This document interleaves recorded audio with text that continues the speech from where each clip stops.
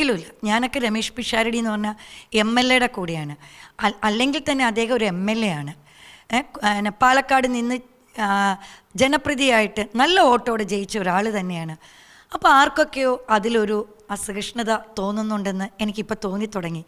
അല്ലെങ്കിൽ അദ്ദേഹം സംസാരിച്ചതിനെ അത് റെക്കോർഡ് ചെയ്തിട്ട് സമൂഹ മാധ്യമങ്ങളിൽ പ്രചരിപ്പിക്കുന്ന എത്ര വൃത്തികെട്ട മനസ്സിൻ്റെ ഉടമയായിരിക്കും. അതിട്ട് ആൾക്കാരെയും കുറിച്ച് ഞാൻ പറയുകയാണ്. അതുമാത്രമല്ല, നമ്മൾ സുഹൃത്തുക്കൾ തമ്മിൽ എന്തൊക്കെ സംസാരിക്കും അല്ലേ? അതൊക്കെ പിഷു എന്നാണ് വിളിക്കുന്നത്. അത് വല്ലാത്തൊരു പിഷു വിളിയായിപ്പോയി. കാരണം ഒരു MLA ആണ്. ഒന്നെങ്കിൽ പ്രോട്ടോക്കോൾ നിയമം അനുസരിച്ച് MLA എന്ന് വിളിക്കാം, സർ എന്ന് വിളിക്കാം. ഇതുപോലും വിളിക്കാതെ അദ്ദേഹം അതുപോലും പറയാതെ ശ്വേത ചേച്ചിയോട് പിഷു എന്ന് വിളിച്ചപ്പോൾ തിരുത്താൻ പോയില്ല.